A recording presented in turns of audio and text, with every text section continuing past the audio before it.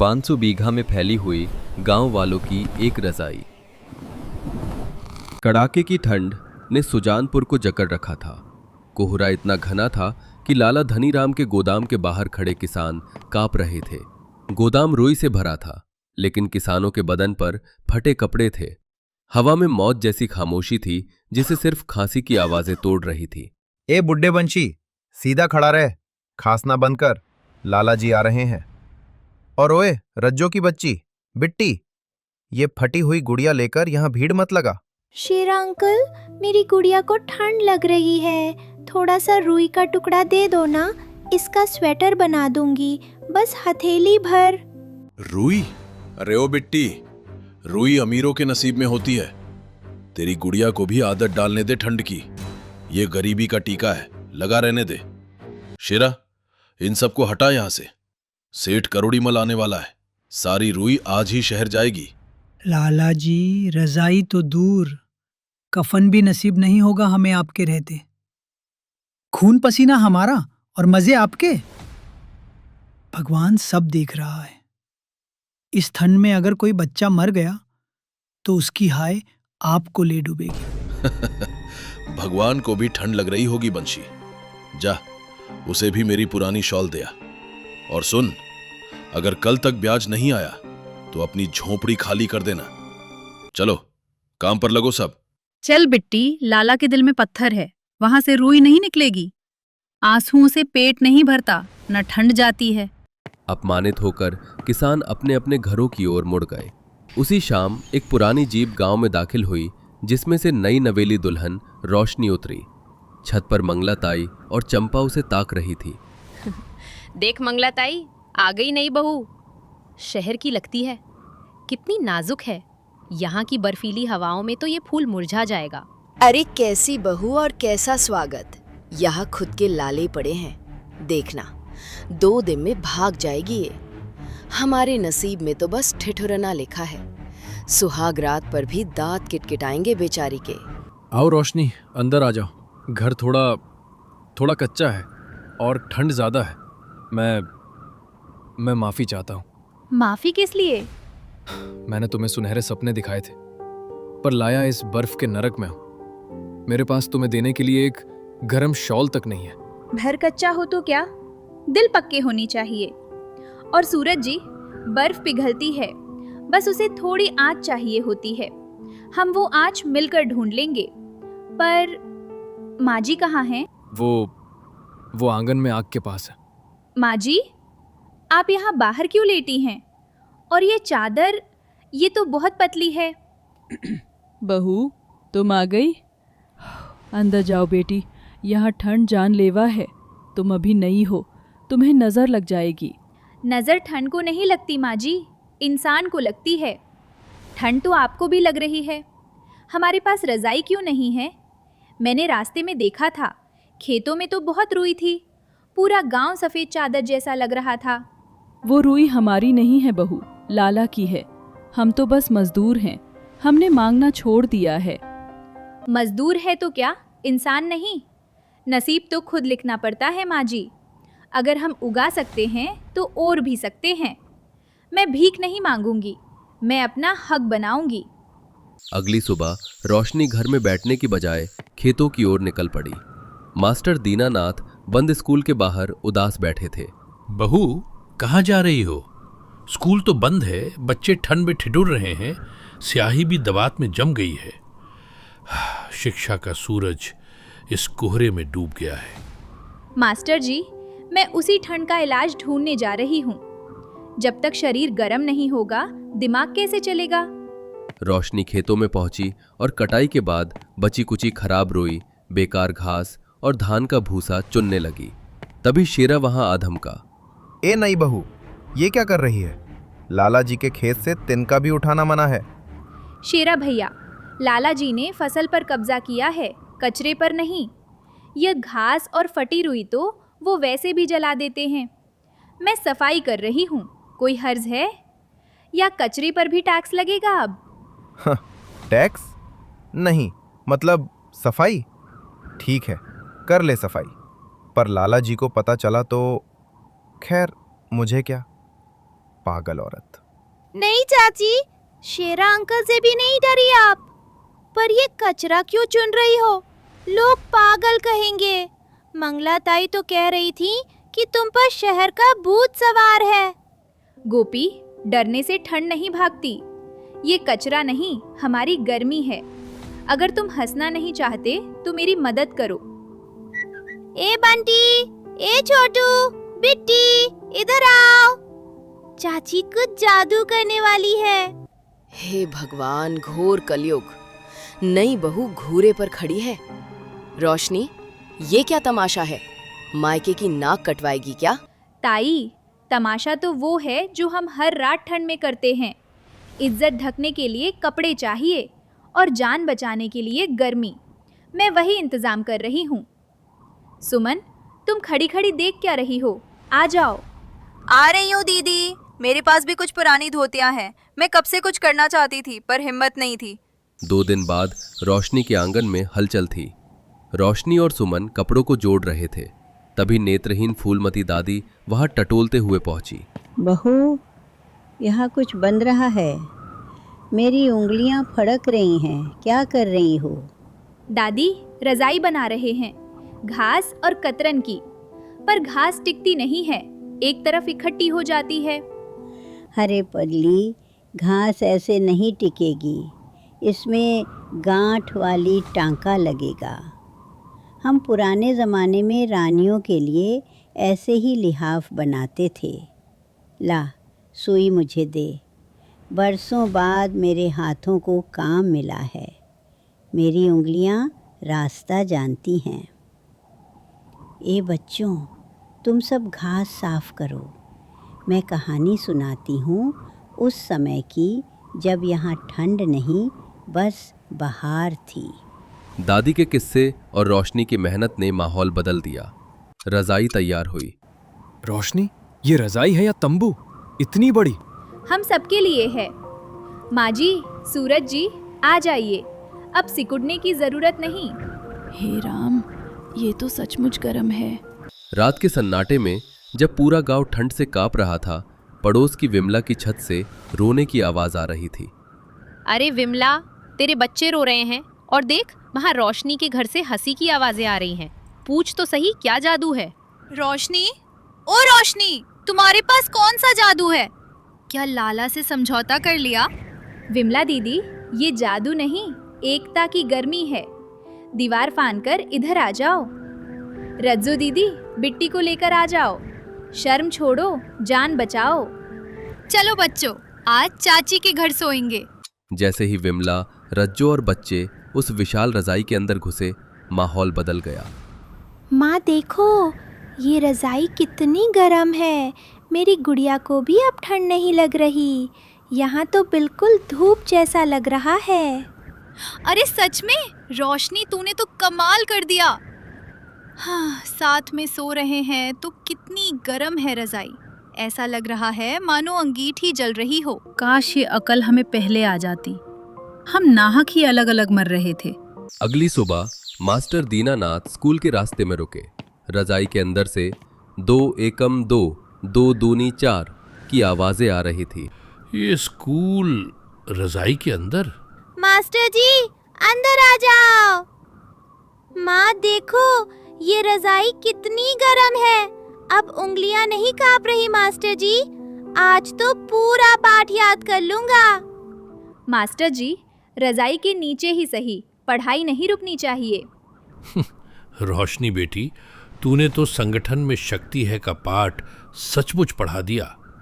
चलो बच्चों, आज यही क्लास लगेगी और आज हम इतिहास नहीं, भविष्य लिखेंगे। लाला धनीराम अपनी हवेली में बेचैन था।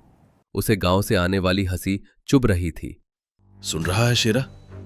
ये हंसी, ये बगावत की हंसी है। अगर इनका डर खत्म हो गया तो मेरी हुकूमत खत्म हो जाएगी। मुझे कुछ करना होगा। चलो पटवारी के पास। लाला अपने दोस्त पटवारी को लेकर सीधा रोशनी के आंगन में आधमका। बहुत मजे ले लिए गर्मी के। सुनिए गांव वालों, ये जो कूड़ा कचरा, घास और रुई आपने जमा की है, ये सब मेरी जमीन की पैदावार है। कानूनन ये चोरी है। पटवारी जी, जब्त कर लीजिए इसे। जी, सरकारी रिकॉर्ड के मुताबिक खेत की हर चीज पर जमीन मालिक का हक होता है। ये रजाई अवैध है। हे भगवान, अब क्या होगा? बंशी, पीछे हट जा। हम लाला से नहीं जीत सकते। रुकिए पटवारी जी, कानून कहता है कि फसल मालिक की होती है, लेकिन जो चीज़ मालिक खेत में सड़ने के लिए छोड़ दे, जिसे वो कचरा कहकर आग लगाने वाला हो, उस पर उसका हक तब खत्म हो जाता है जब वो उसे त्याग देता है। हमने चोरी नहीं की, हमने सफाई की है। क्या आप सफाई करने पर जुर्माना लगाएंगे? पर नियम तो। लाला जी, ये तो तकनीकी बात कर रही है। और सुनिए, अगर यह रजाई आपकी है तो ले जाइए, लेकिन इसमें लगी मेरी पुरानी साड़ी, विमला दीदी की धोती, फूलमती दादी की बुनाई और बच्चों की मेहनत, ये सब हमारा है। आप सिर्फ घास और खराब रुई ले जा सकते हैं। चलिए, अभी बैठकर रजाई उधेड़ते हैं। एक एक तिनका गिनकर वापस करेंगे। क्या तैयार हैं आप? हिसाब करो, हिसाब करो, हिसाब करो। चलो पटवारी, इन पागनों के मुंह नहीं लगना। देख लूंगा तुम सबको। ये सर्दी अभी खत्म नहीं हुई है। याद रखना, जब बर्फ गिरेगी तब मेरे पास ही आओगे। लाला के जाने के बाद रोशनी ने एक नया प्रस्ताव रखा। काकी, विमला दीदी, हम सब अलग अलग खाना क्यों बनाएं? क्यों ना हम साझा चूल्हा शुरू करें? रजाई के बीच में अलाव जलाएंगे, सब वही खाना बनाएंगे, लकड़ियां भी बचेंगी। सही कह रही है रोशनी। मेरे पास थोड़ा मक्का है। मेरे पास थोड़ा गुड़ है। तो आज दावत होगी और हम लोहड़ी भी मनाएंगे। लोहड़ी की रात रजाई के चारों ओर अलाव जल रहा था। मंगलाताई ढोलक बजा रही थी। हवा में गुड़ और मक्के की खुशबू थी। लाला ने छत से देखा और हरिया को बुलाया। हरिया, तुझे 50 किलो गेहूं चाहिए ना? जा, उस रोशनी की रजाई से अपना हिस्सा काट कर अलग कर ले। कह देना तुझे उनके साथ नहीं सोना, फूट डालनी है। जी मालिक। 50 किलो गेहूं, मेरे बच्चे भूखे नहीं सोएंगे। हरिया कैंची लेकर रजाई के पास पहुंचा। नाच गाना रुक गया, सन्नाटा छा गया। अरे हरिया, ये कैंची क्यों लाया है? अपनी ही गर्मी को काटेगा? पागल हो गया है क्या? ताई, लाला ने गेहूं दिया है। पेट की आग इस रजाई की गर्मी से बड़ी है। मुझे अलग होना है। हरिया काका, गेहूं तो कुछ दिन में खत्म हो जाएगा, पर ये ठंड 4 महीने रहेगी। लाला गेहूं इसलिए नहीं दे रहा कि उसे आपकी फिक्र है, वो इसलिए दे रहा है क्योंकि उसे हमारी एकता से डर लग रहा है। आज रजाई काटोगे, कल लाला फिर तुम्हें काट देगा। सोच लीजिए, क्या 50 किलो गेहूं के लिए आप अपने भाइयों का साथ छोड़ देंगे? हरिया काका, मत काटो ना, फिर हवा अंदर आ जाएगी और मुझे ठंड लगेगी। नहीं, मैं लाला का गेहूं वापस कराऊंगा। मुझे रजाई की गर्मी चाहिए, अकेलेपन की रोटी नहीं। लाला, रख ले अपना गेहूं। हम भूखे रह लेंगे, पर अलग नहीं होंगे। 1 महीने बाद एक भयानक बर्फीला तूफान आया। हवाएं इतनी तेज थीं कि कच्चे घरों की छतें उड़ने लगीं। आसमान काला पड़ गया था। रोशनी दीदी, तूफान बहुत तेज है, ये हमारी रजाई उड़ा ले जाएगा। नहीं उड़ा पाएगा। सब लोग रजाई की डोरियों को कस के पकड़ लो, अपनी अपनी छत के कुंडों में फंसा दो। बच्चे बीच में आ जाओ। ये रजाई सिर्फ ओढ़ने के लिए नहीं, हमारी छतों को बांधने के लिए भी है। एक दूसरे का हाथ मत छोड़ना। मेरी गांठें नहीं खुलेंगी, कस के पकड़ो। ये हवा हमारा इम्तिहान ले रही है। भाई वाह, बाहर मौत नाच रही है और हम यहाँ सुरक्षित हैं। ये रजाई तो किले जैसी मजबूत है। माँ देखो, ये रजाई कितनी गर्म है। बाहर बहुत हवा चल रही है, पर यहाँ तो माँ की गोद जैसा लग रहा है। तूफान थमता है। अगली सुबह लाला धनीराम अपनी हवेली की छत पर कांपते हुए आता है। उसकी छत की खपरेल उड़ चुकी है। वो ठिठुर रहा है। शेरा, ये क्या है? मेरा महल हिल गया और इन फकीरों की रजाई नहीं हिली। ये सब काम पर क्यों नहीं आए? और ये रंग बिरंगा समुद्र क्या है? जा, आग लगा दे इसे। माफ करना मालिक। क्या बड़बड़ा रहा है? आग लगा। नहीं लगा सकता मालिक। कल रात जब आपकी हवेली की छत हिल रही थी, मुझे ठंड लग रही थी, तो मैं भी चुपके से जाकर उसी रजाई के कोने में घुस गया था। क्या? तू भी? गद्दार, तूने मेरा नमक खाया है। गद्दार नहीं मालिक, इंसान हूं। नमक से ठंड नहीं जाती। वहां अंदर सुकून है। नफरत की आग से वो रजाई की गर्मी ज्यादा अच्छी है। आप भी एक बार आकर देखिए। लाला गुस्से और शर्मिंदगी में नीचे आया और रजाई खींचने लगा, लेकिन रजाई हिली तक नहीं। अंदर से गोपी और बिट्टी ने लाला के पैर पकड़ लिए। लाला अंकल, आप भी आ जाओ, बाहर बहुत ठंड है, हम थोड़ा खिसक जाएंगे। देखिए, यहाँ जगह है। तू मुझे बुला रही है? मैंने तुझे भगाया था। मैंने तुझे रुई नहीं दी थी। रजाई में सबको जगह मिलती है अंकल, आ जाओ। रोशनी दीदी कहती है ठंड बुरे आदमी को भी लगती है। लाला की आंखों से आंसू बह निकले। उसका अहंकार उस एक पल में पिघल गया। तभी शहर से विक्रम वहां कैमरा लेकर पहुंचा। अद्भुत दोस्तों, ये 500 बीघा की रजाई नहीं, ये 500 दिलों की धड़कन है। मैंने ऐसा नजारा दुनिया में कहीं नहीं देखा। 1 साल बाद लाला धनीराम रोशनी के घर के बाहर खड़ा था। वो बदल चुका था। चेहरे पर अब क्रूरता नहीं, शांति थी। रोशनी बेटी, गांव वालों से कहो मेरे खेत में काम कर ले। मैं अब वो लाला नहीं रहा। मैंने गोदाम खोल दिए हैं, जो चाहिए ले लो।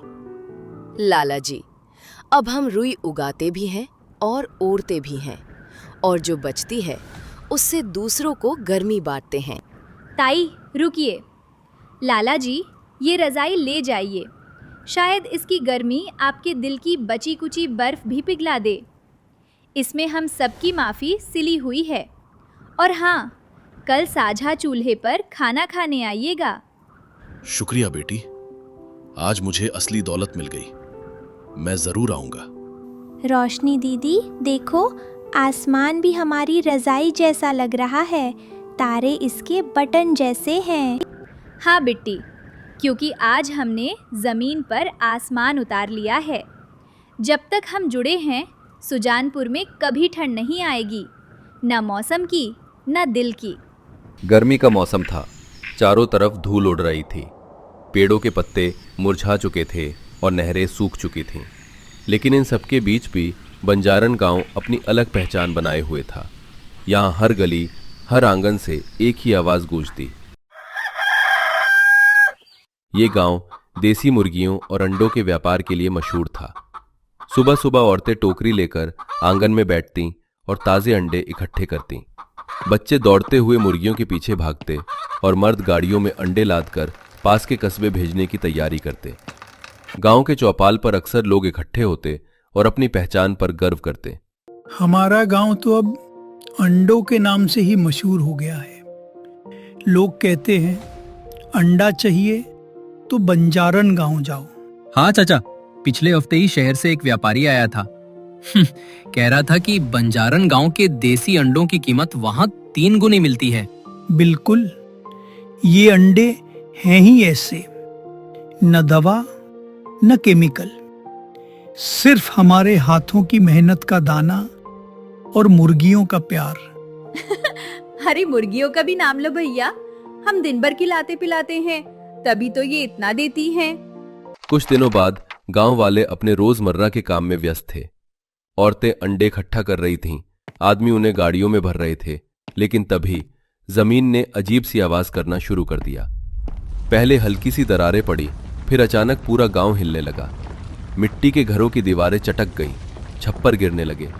लोग घबराकर भागने लगे। अरे बचाओ, घर गिर रहा है। अम्मा, अम्मा, ये क्या हो रहा है? सब लोग बाहर निकलो, घर खाली कर दो जल्दी। गांव के लोग भागकर चौपाल के पास खुले मैदान में इकट्ठे हो गए। भूकंप थमने के बाद जब लोगों ने पीछे मुड़कर देखा तो ज्यादातर घर मिट्टी में मिल चुके थे। जहां कभी रंग बिरंगे आंगन थे, वहां अब सिर्फ मलबे का ढेर था। गांव में अफरा तफरी मच गई। लोग अपने टूटे घर देखकर आंसू बहा रहे थे और सबसे बड़ी बात, बहुत सारी अंडों की टोकरियां भी गिरकर टूट चुकी थीं। हाय राम, हमारा तो सब कुछ चला गया, घर भी टूट गया और अंडे भी बर्बाद हो गए। अब हम कहाँ जाएंगे? मुर्गियां तो बच गईं, लेकिन रहने के लिए छत ही नहीं रही। ये भगवान की कैसी लीला है। हमारी मेहनत की कमाई यूं मिट्टी में मिल गई। गांव वालों, घबराओ मत, हम अंडों का व्यापार करने वाले लोग हैं। ये संकट है, पर हम हार मानने वाले नहीं। हमें कुछ नया सोचना होगा। पर सोचेंगे क्या मुखिया जी? घर बनाने के लिए न पैसा है न ईंट पत्थर, सिर्फ ये टूटे अंडे और छिलके पड़े हैं। सब लोग एक दूसरे का चेहरा देखने लगे, कुछ रोने लगे, कुछ निराश होकर सिर पकड़कर बैठ गए। 2 दिन निकल गए थे, सब थके परेशान वहीं बैठे थे। अरे इस गर्मी में भूखे प्यासे अब क्या करें? वैसे तो हम लोगों को जानने वाले कितने लोग थे, पर मुसीबत में कोई नहीं आया। सच कहते हैं लोग कि मुसीबत में कोई काम नहीं आता है। किसी को अब कोई उम्मीद नहीं थी। टूटे अंडों और बिखरे छिलकों को देखकर गांव के एक लड़के करण के दिमाग में बिजली सी कौंधी। अगर हम इन छिलकों को ही किसी काम में ले आएं, तो शायद हमें नया सहारा मिल जाए। गांव वाले चौंक गए, लेकिन गांव में खामोशी और मायूसी छाई हुई थी। टूटी दीवारें, गिरे हुए छप्पर और हर गली में बिखरे हजारों अंडों के छिलके। ये नजारा गांव वालों का दिल चीर रहा था। औरतें टूटे अंडों को देखकर सिर पकड़कर बैठ गईं। हाय रे, ये कितने अंडे टूट गए। अगर शहर में भेज पाते तो अच्छा दाम मिलता, अब तो छिलके ही बचे हैं। क्यों परेशान हो रही हो सीता? इन छिलकों का क्या करना है? ये तो अब कूड़े में ही जाएंगे। कूड़े में क्यों जाएंगे? शायद इनका कोई काम बन सकता है। क्या पागलपन की बातें कर रहा है करण? अंडे का छिलका घर बनाता है क्या? हाँ बिल्कुल, हमारे पास काफी छिलके भी हैं और काफी अंडे भी हैं। अभी जो हमारे पास नहीं है वो छत ही नहीं है, इसलिए हमें इन अंडों से ही अपना नया घर बनाना चाहिए। सोचिए मुखिया जी, हमारे पास ईंट नहीं है, पत्थर नहीं है, लेकिन अंडे और उनके छिलके हजारों में पड़े हैं। अगर इन्हें मिट्टी और चूने के साथ जोड़कर देखा जाए तो शायद दीवार बन सके, और जो अंडे साफ सुरक्षित हैं उनको धागे से बांधकर आपस में जोड़े तो छत, अंडों के बीच में गोंद भर देंगे ताकि जोड़ बना रहे। अरे वाह, अंडे से घर बनेगा तो मुर्गी अंदर जाकर अंडा देगी और दीवार मोटी होती जाएगी। सब लोग उस लड़के की बात पर गौर करते। करण छिलकों को उठा उठाकर पास की मिट्टी और चूने में मिलाने लगा। छिलके दबकर टूट जाते, लेकिन धीरे धीरे जब उसने उन्हें परत दर परत चिपकाना शुरू किया तो एक छोटी सी ठोस पट्टी बन गई।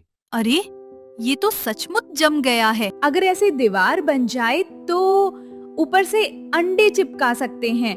जिन अंडों में दरार आ गई है वो दीवार पर जोर से मारे तो डिजाइन भी बन सकता है। बिल्कुल सही कहा। जब और कोई रास्ता नहीं है तो क्यों ना इसे ही आजमा लिया जाए। बेटा, जरूरत पड़ने पर जुगाड़ ही रास्ता दिखाता है। हो सकता है यही हमारी मुसीबत से निकलने की राह हो। इन अंडों की वजह से अब तक हमारा घर चला और अब हमारी छत भी यही है। गांव वाले धीरे धीरे जुटने लगे। औरतें टूटे अंडों को धोकर छिलके अलग करने लगी। बच्चे टोकरियों में भरकर मैदान में लाने लगे और आदमी गारे के साथ मिलाकर ईंट जैसी ढाले तैयार करने लगे। हर किसी के मन में अब एक नई उम्मीद थी। गांव का मैदान अब एक छोटा सा निर्माण स्थल बन चुका था। इधर उधर अंडों के छिलकों की ढेरियां, अंडे, मिट्टी और चूने की बाल्टियां और बच्चों की खिलखिलाहट गूंज रही थी। पहला घर बनता है। अरे वाह, ये अंडा घर तो कितना सुंदर लग रहा है। इस पर हम हल्दी से रंग भी कर सकते हैं। हल्दी ही क्यों, पत्तों का हरा रंग का घोल डालकर हर दीवार अपने पसंद की रंग सकते हैं हम। अंडों को मिलाकर गोल आकार बना लो बड़ा सा, और उसके बीच में हम दिया लगा देंगे। रोशनी भी चमकेगी ऐसे। देखो भाइयों और बहनों, पहले हम इन छिलकों को परत दर परत मिट्टी में दबाकर जमाएंगे। धीरे धीरे इन्हें जोड़ेंगे, तभी दीवार खड़ी होगी और डिजाइन के लिए और मजबूती बनी रहे, हम अंडे लगा देंगे। अगर दीवार ढह गई तो सब लोग हम पर हंसेंगे। रामू भाई, कोशिश किए बिना कुछ भी नहीं मिलता। याद रखो, हम बेघर हैं, इससे बुरा और क्या होगा। और वो घर देखो ना, वो कितना सुंदर, मजबूत और टिकाऊ लग रहा है। जब सीमेंट, मिट्टी, घास से बनाया घर नहीं टिका तो अंडों का बना घर कैसे टिकेगा? भैया, प्राकृतिक आपदा से कोई भी नहीं लड़ सकता है। आपने बिल्कुल सही कहा। सीमेंट का घर ढह गया तो अंडों का क्या ही टिकेगा। लेकिन हम मजबूत बना रहे हैं ताकि आंधी तूफान को भी मुश्किल लगे हमारा घर तोड़ना। गांव की औरतें बाल्टी में गारा घोल रही थीं। बच्चे छिलके धोकर चमचमाते हुए ला रहे थे। धीरे धीरे दीवार आकार लेने लगी। उसके ऊपर और अंडे लगाते जाते। देखो देखो, सच में जुड़ रहा है, जैसे मोतियों की माला पिरो रहे हों। अगर ये घर टूटा तो हमें अंडे का ऑमलेट ही मिलेगा। एक हफ्ते तक मेहनत जारी रही। एक छोटी सी झोपड़ी जैसी दीवार खड़ी हो गई थी और धीरे धीरे पूरा गांव खड़ा हो गया। जब सूर्यास्त की किरणें उस पर पड़ी तो छिलके और अंडे चमक उठे। दीवार मोतियों जैसी झिलमिलाने लगी। लोग हैरान थे। अरे वाह, ये तो सोने से भी सुंदर लग रही है। वाह बेटा करण, तूने तो पूरे गांव को राह दिखा दी। मैंने अकेले कुछ नहीं किया, ये सब हमारे गांव की मेहनत है। हमने मिलकर इसे बनाया है। रात होते होते गांव वाले उस छोटे अंडा घर के चारों ओर इकट्ठे हुए। चांदनी जब छिलकों पर पड़ी तो पूरा घर मोतियों जैसा चमकने लगा। बच्चे ताली बजा बजाकर खुशी मनाने लगे। गांव की बुजुर्ग अम्मा ने हाथ जोड़कर कहा, भगवान ने हमें मुसीबत दी, लेकिन उससे निकलने की हिम्मत भी दी।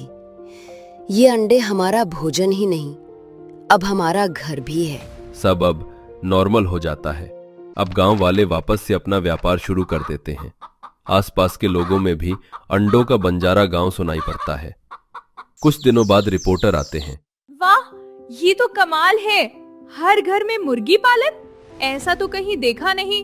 और ये बंजारा गांव था, लेकिन अंडों का बंजारा गांव अब देख रही हूँ। सच में ये गांव अनोखा है। भाइयों, यही तो हमारी असली पूंजी है। हमारे पास न फैक्ट्री है न कारखाना, बस ये मुर्गियां और इनके अंडे, इन्हीं ने हमें नाम दिलाया है। जब हमारे घर टूट गए थे, जमीन फट गई थी, तब इन अंडों ने ही बंजारा गांव बसाया। तो फिर लिखना पड़ेगा अखबार में, बंजारन गांव जहां अंडे ही जिंदगी हैं। वैसे आप हमारे लिए भी ऐसा घर बना सकते हो, म्यूजियम के लिए। जी बिल्कुल। गांव वाले मिलकर और अंडे घर बनाते हैं, जिससे उन्हें कुछ पैसे भी मिलते हैं। हम कुछ भी बेकार नहीं जाने दे सकते। देखो, अंडों के बीच से धागा निकाल के और उनमें रंग देंगे तो सजावट के लिए इस्तेमाल कर सकते हैं। और छेद करके जो अंडे के अंदर का हिस्सा होता है, उसका हम ऑमलेट बना सकते हैं। ये भी बहुत सही रहेगा। गांव वाले अब अपने व्यापार में भी कई बदलाव करते हैं। एक ही साल में उनका घर, काम, सब कुछ काफी अच्छे स्तर पर मशहूर हो जाता है।